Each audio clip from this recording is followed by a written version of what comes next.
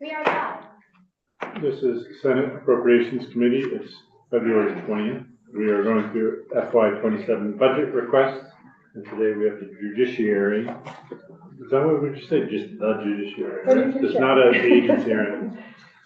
The judiciary then. So I'll let you introduce yourselves and give us your presentation. Thank you so much, Senator Terry Corson, State Court Administrator, and I'm joined by Greg Mosley, who's our Chief of Finance and Administration, and also remotely we have Kelly Carbo, who's the Director of Finance, who knows the real nitty-gritty figures if you need them. Sure. Thank you, Kelly. I have handed out kind of copies of the materials that we'll be referring to, including a PowerPoint that Greg will call up, and also the memo just kind of provides the background, kind of the detail for the slides. And then also is a document the Sheriff's Association provided that spells out the rationale for their request for an increase in their state contract rate of pay. And that's referred to in the memo towards the end. But those are the documents that we'll be referring to as we go through. But please feel free to stop us with any questions along the way. Greg is going to start off by going into the budget itself and how it compares with the governor's recommended budget. And then I was going to give some background for four specific personnel requests that we're making and the reason for that. And then Greg will end up explaining in more detail the sheriff contract piece. We're a pass-through for the sheriff monies, but they come through the judiciary budget, and they're requesting an increase, which Greg will refer to at that juncture. Thank you. For the record, Greg Mosley, Chief of Finance for the Vermont Judiciary. So our appropriation is about $78.5 million in the current year, and the governor recommended 4.2% increase, which would bring it to $81 million. A couple of notes about that is there's a shortfall in the fee for space, $218,000. Our increase went up by about $400,000, and they provided about half of that. Did it happen now? How is that going to work? You're just not going to pay BGS? Or? No, we were going to ask for the money. So just a budget adjustment act? If necessary, yes. This is just kind of what the governor said, like we need to keep it at 4.2, so we'll just take it. Yeah, what they have done in the past is they have just not supported any increases in current services or anything new. This time they supported some IT increases in current services, but then they just shorted us a little bit on fee for space, and then they changed our budget in the vacancy savings. They upped our vacancy savings by $285,000. I only mention that because as a separate branch of government, they don't have the authority to do that. You are the purse strings and you decide what our budget will be. And I assume you don't think you would have this vacancy savings? Depends on what is going on every year in the vacancy savings. We just have 2 new Supreme Court justices. We did have vacancies then for a couple of months in addition to the churn. So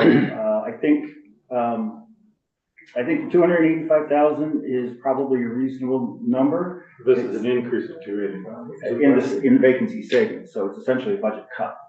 Right. So what were your vacancy savings before? We budgeted just shy of $1 million. Okay, so it's 1.2, so it's like a 20% increase. Yes. And you think you can budget towards that vacant? Like you would leave some positions open, or do you think you would need them? Well, obviously you manage towards the number, and if necessary, you leave positions open. We are not in that position and haven't been for a couple of years. Okay. And it would definitely be our strong preference. I mean, we feel that we're very leanly resourced, so our strong preference would be not to leave vacancies, especially when we're making such a strong effort to continue making good progress towards reducing the backlog. And you're not going to reduce the backlog if you have vacancies. And can you manage to the fee for space shortfall? You can't really give up space. We can't give up space. That's a formula-driven thing, and so it's not determined by us. And even if we gave up space, I don't know that there would be an adjustment in the fee for space. They do it retroactively, so it would take a year before it would take Okay. Okay. So I've seen a lot of increase in vacancy savings, but I haven't seen anybody just short you on your fee for space. Because I don't know, it just means BGS will be short. Right, it's the first time I think that's happened, so it wasn't something we anticipated, nor have we looked to see if there's any courthouse that has extra space. I'm not. No, in our conversations with finance and management, it was really about trying to keep our budget increase within the governor's recommended increase. Yeah. And, so that's what they chose to do. It's not the budget that was submitted. Yeah. Okay. Thank you. And then our judicial request is actually a 5.6% increase to $82.9 million. The difference between what we are requesting and the governor's recommend is only 1.1 million. So it's not that big of a difference, but there is a small difference. Just a quick review of what our existing budget looks like. 72% of our expenses go to salaries and benefits. And then we have the fee for space, which is just under 10% of our total budget. Security contracts, which are the sheriff's, the IT budget, which we manage independent from ADS now. And that leaves everything else in the judiciary budget is just 7%, or about $5.3 million. And that everything else is things like interpreters and mediators, guardian ad litems, and of course, supplies and office furniture and postage and travel and training and all the normal things that come along with that. So we don't have a lot of flexibility in our budget. I'll pause for a moment. And your security contracts are still with sheriffs? Yes, it's a combination. Actually, sheriffs are the vast majority of it, but the sheriffs are able to basically provide the security levels that are needed in the courthouse. So it's supplemented in part by some state employee court security that came about. Some of you recall, we had the S-17 report in 2023 when we did receive positions that are court staff that are trained for courthouse and courtroom security. So that's a part of it. And then we also have a small number, 10, the Securitas, who are armed private security firm. Our goal is always to have at least one armed officer, typically at the door screening to prevent weapons from entering the courthouse. And so Securitas is to supplement where we don't have the sheriff resources for that. Otherwise, it's our preference would be law enforcement sheriffs, which had been the case for centuries, but in recent decades that we've had to supplement to make up where we didn't have the number. So it's a combination. There's 70 altogether, 40 which are sheriffs, 10 of which are Securitas, and then the balance are court security officers. And those people that you have on your own staff that are security, I'm imagining that is cheaper than paying for either private security or the sheriffs. Yeah, the sheriffs obviously are the most expensive because they're armed law enforcement. The private security guard is about the same cost as a court security employee because of state benefits for the employee. And so once you factor that in, it's pretty similar. The Securitas is a contract. And you'd like to have a sworn officer so they can make arrests or there's things that they can do that the security guards can't do. That's a big advantage, plus they're armed. The security guards are on. The Securitas is armed, the courthouse employees are not. Okay. Could I? Is private security, are they armed also?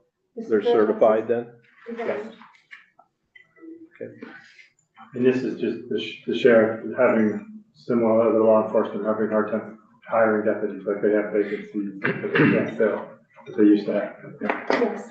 Yeah, Securitas, those 10 positions are in 6 different courthouses in about 4 different counties.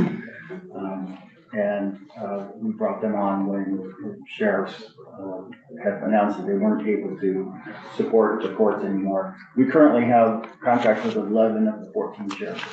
And it's just that they can hire the deputies, it's not because they don't want to or something. There's not another factor is it just they can't find the people to hire, or is there other factors? No, it's usually when somebody leaves their employment or retires, they then tell us they can't replace them. It's a recruitment issue that they're having.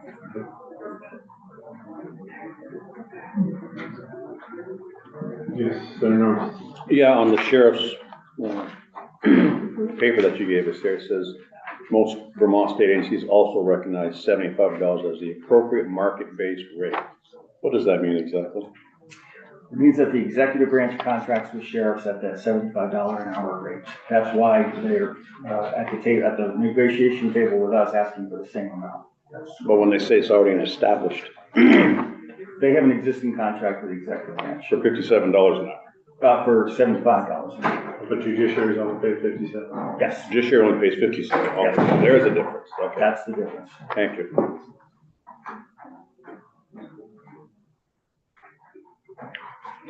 So we thought then we would provide detail in terms of the requests that we're seeking, the position requests that we're seeking. And this amounts to about $600,000, which is not part of the governor's recommend. There are four categories of positions. One is an additional help desk analyst, and this is connected with our tech resources. They're the first line of triage, if you will, whether it's a judge, a court staff member, a litigant, anybody accessing the website, anybody that has a tech question. They call the help desk. Our always goal is to have a live person there, especially when you have a courthouse where you have tech issues and you have somebody breaking down. We want to have immediate ability to help in that regard. And strictly looking at the numbers, we have 12,000 help desk requests that come a year, and the industry standard is one person per 2,000 requests roughly, and so that would equate to one additional position. Another way to look at it is the number of users for the help desk, and we're way beyond the standard there in terms of how many users, considering we have 400 or so in the judiciary itself, in addition to literally thousands from the public, from litigants, whomever. So both of those indicia would indicate the need for an additional help desk analyst, and it's just been our experience as well, given the increasing technological footprint that we've had as a result of electronic filing, electronic case management, and then the remote hearings. That was a whole new avenue that came about after COVID that now is part of our reality and is a very helpful and convenient aspect of it, but it has increased the need for technology support. How many help desk analysts do you have now? We have two, and they're handling the 12,000 calls, tickets like this. And then the next request is, this is something that was born out of when we had the fiscal year 24 kind of evaluation of what's an adequate level of staffing for courthouses. We found there was quite a disparity when you look at the number of filings versus the number of full-time employees per that courthouse. To even it out, we had requested and received an additional 10 judicial assistants. We've had in the judiciary, and I think it's common in the workplace today, much more turnover than we had experienced in the past. It used to be you come work for the courts and you'd work for 20 years, 30 years. Now, especially with younger persons, and we're thrilled with the younger persons, they're very tech savvy, they're very dedicated, they like the public service aspect of working in the courts, but they don't really, we found that they might stay for 2 or 3 years and then take advantage of another opportunity. So as a result, we've had more turnover, and that's been a lot more pressure on training. Because typically what we do if somebody joins a courthouse new is we have an experienced person at the courthouse who takes over training them. And we have to provide very rigorous training. It's not a simple process called the information that a judicial assistant has to take into consideration, especially when they're in a courtroom, in a criminal courtroom, and you need to make sure the conditions of release are accurate. You need to be able to work quickly. There's statutes, there's rules, there's all kinds of information that they're responsible for. So we have somebody in the courthouse training them, but when they're training them, that takes away from their normal work responsibilities. And we found just with the increased training, it's approaching 30% turnover in the last 2 years. It's just taken away from the ability to do that job. So one solution, this gives out from getting feedback from our staff as well, would be to have a dedicated training judicial assistant, one for the criminal division, one for the family division, one for combination civil probate. When you look at the numbers, that's kind of how it plays out, and one for the juvenile and the mental health dockets, because those are very esoteric dockets that have very specialized trainings required. But the idea would be to have one statewide dedicated trainer, and now with our remote learning capabilities, it's entirely feasible to either be in person, depending on how many new people, for example, the criminal division are coming on at any one time statewide, to assist them either in person or at the same time remotely. That would ensure that they're getting the right training, best practices, the latest from somebody who's very expert in that docket. So we'd have better standardization than we have now, and also very up-to-date training, and also being able to establish kind of a network for criminal courtroom operators, for example, statewide, if they're getting a training, it's a resource that they can reach out to as well. So that's the approach, and the thought would be, well, what if you don't have, a new person coming on that month in criminal? We have manuals in each of the divisions that are supposed to reflect what's the latest, what do you refer to, what's your resource, if you have a question for a process in that docket. And they need to be continually updated.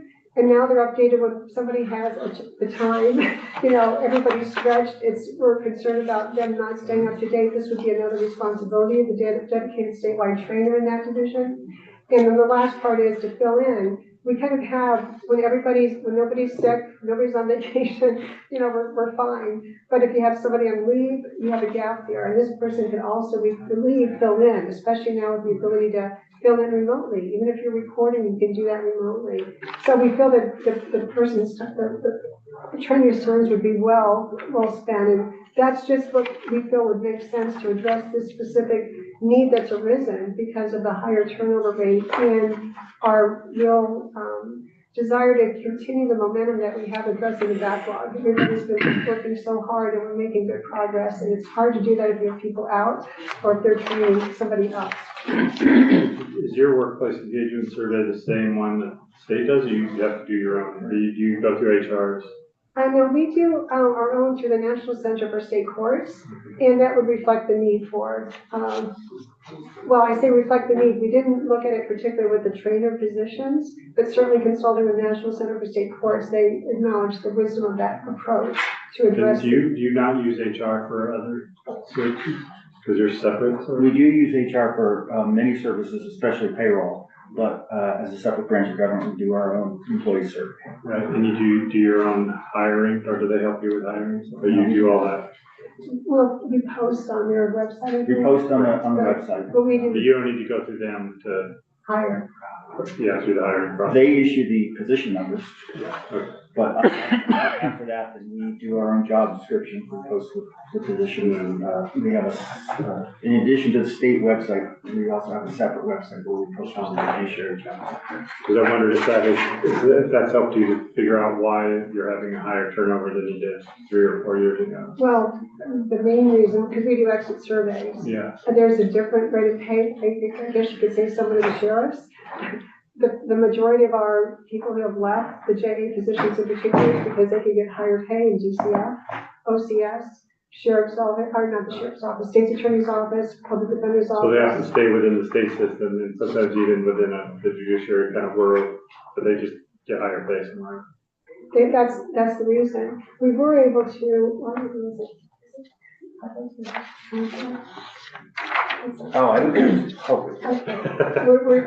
We're seeking to address that because that's been consistently the reason. People say we love the job, but we can get however much more per hour at DCF, using similar knowledge.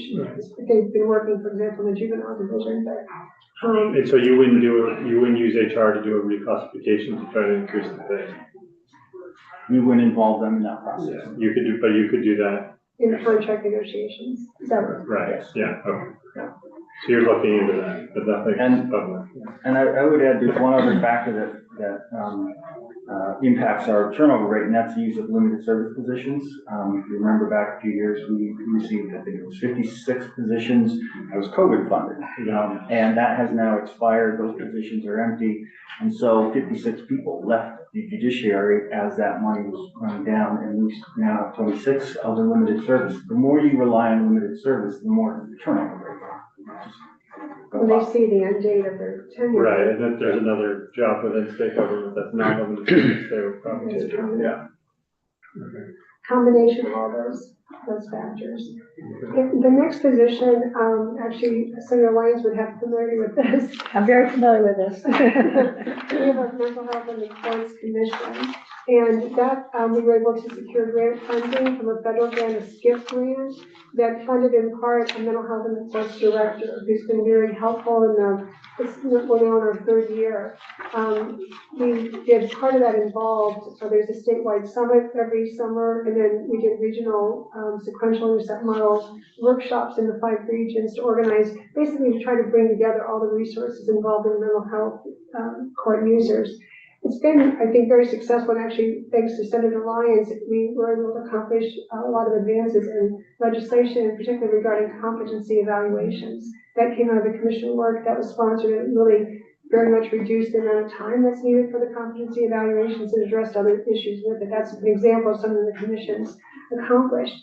The SKIP grant is one of those federal grants that normally there's a solicitation calendar that they're behind, and we haven't been told that they're not going to continue. In fact, we've been told that it's anticipated, but the funding runs out the end of September for the mental health and the courts director.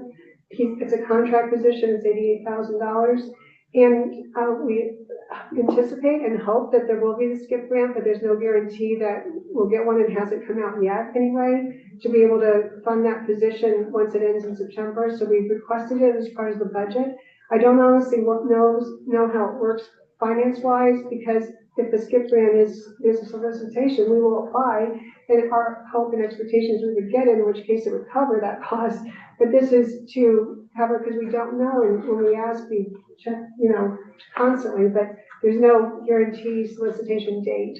So that's why we have this request here for a contract position.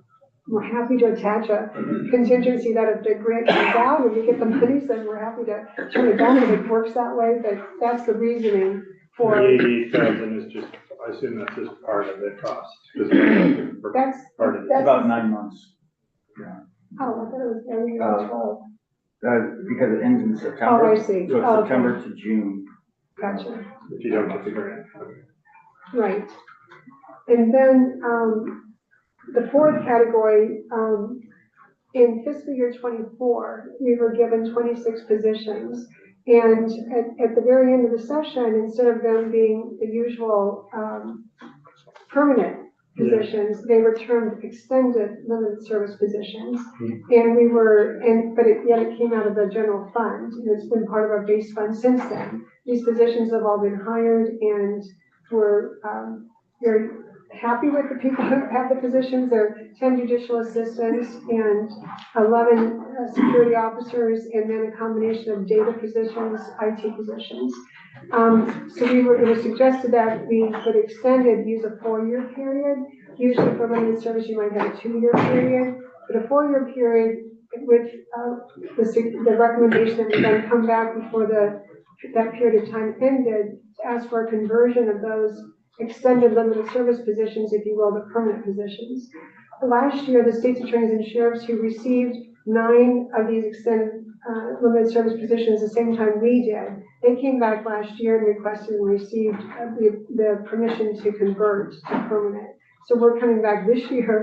When the people were all hired, it was with the 2028 date. So it's 2026, and we're kind of approaching that where they say we can't risk, something that won't be employment.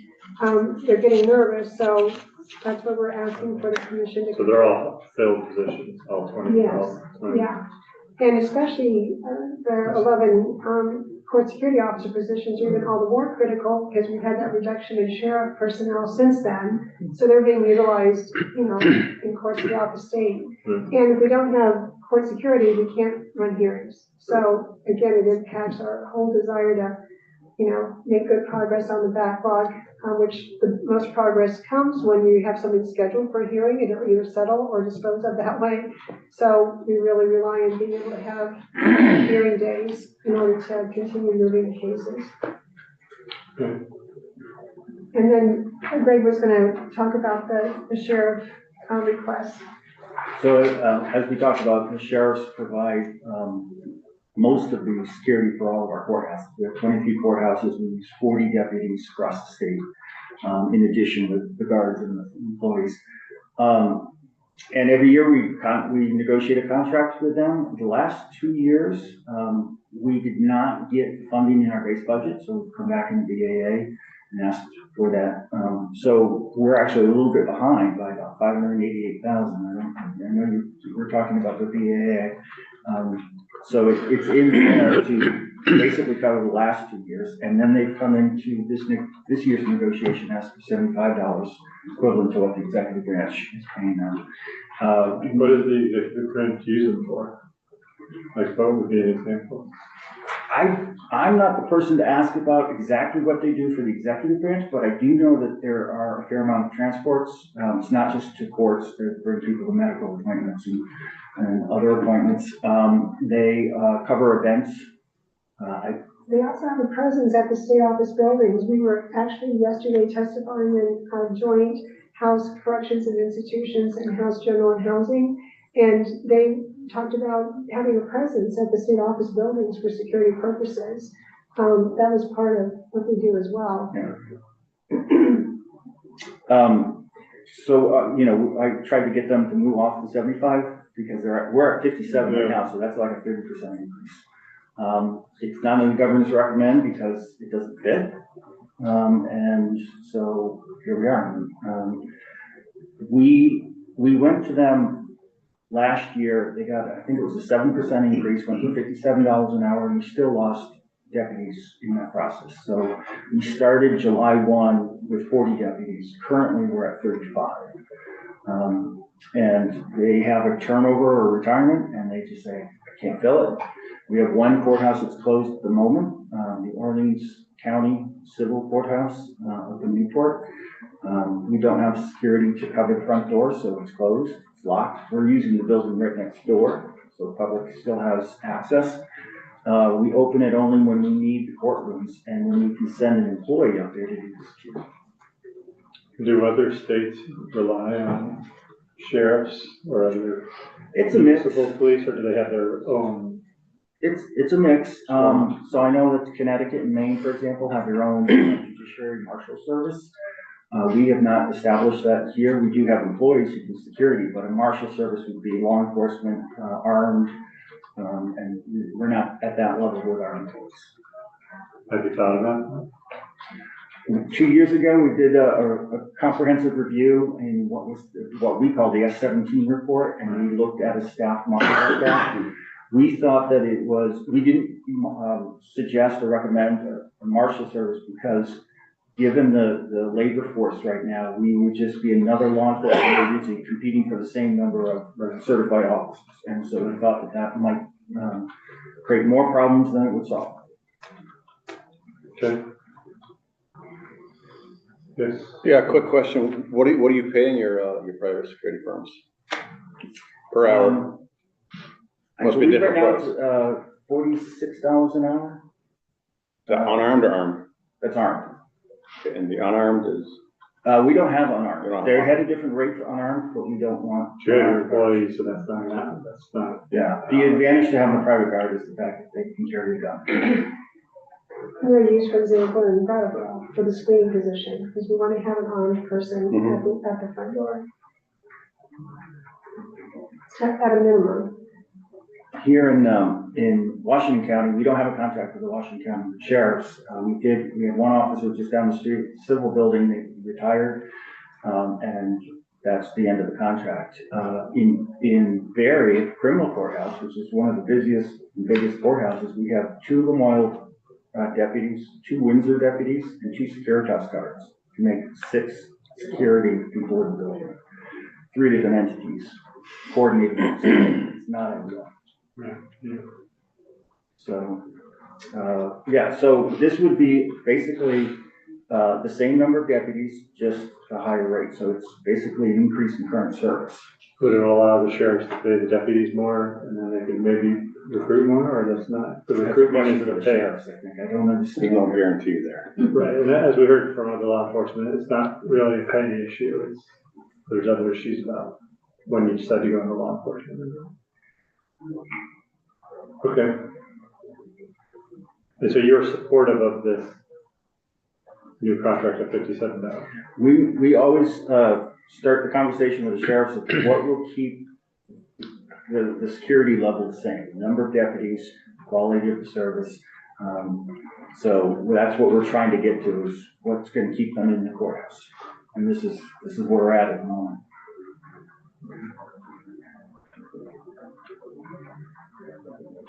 Okay, and those are your changes, I assume, on your other ups and downs kind of thing, there's not anything out of the ordinary?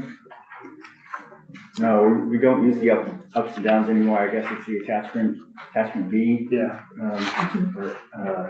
No, these are the biggest issues. Obviously, there's the Pay Act that we're part of, and in the governor's recommend it's an increase in our IT service, increase in current service. I think it was about 400,000. Kind of the annual adjustments in terms of the license agreements, et cetera, just the cost that are built into maintaining that. Since we're separate from ADS now, the increase will kind of be an annual increase similar to what ADS is brings in. And how's that gone, that separation from ADS and taking it on yourself? No, I feel it's certainly, I know a big issue was cybersecurity and protection, and I know they feel much more confident having the independent, smaller network, but otherwise, in terms of our courtroom operations, we have not had the work stoppages that we had before, where things would just break down. So that's gone really well in that respect. And just having the control. One big thing in our IT this year was that for the remote hearings, we had used a platform called WebEx, that at the time of the COVID, that was the state of the art. They then started backing away from that coverage, and Zoom increased. So now about 70% of the state courts nationwide use the Zoom. If you remember back when it started, we had the Zoom bombs and things that made it. But now they've really upped their.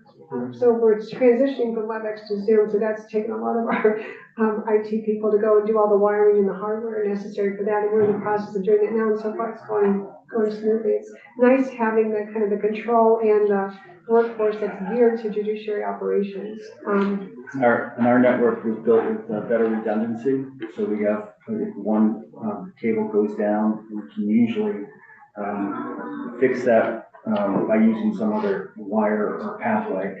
Our Wi-Fi has improved in our courthouses for the public, and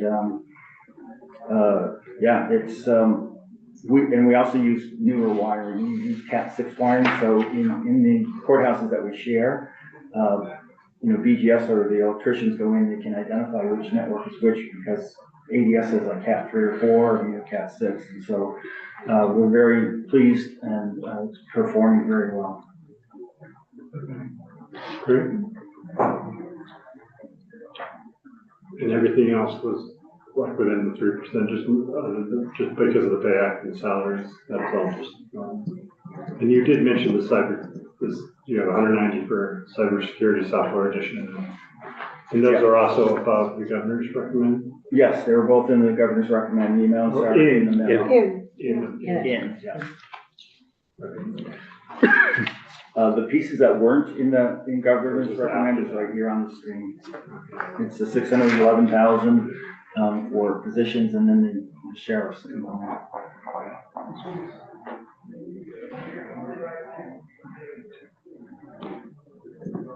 Okay. Any other questions for judiciary? Thank you so much for your time. Yeah, thank you. Thank you. Don't hesitate if there's any questions. We're right next door. Yeah, right, yeah. Yeah. All right, unless anybody has any other announcements of retirements or anything.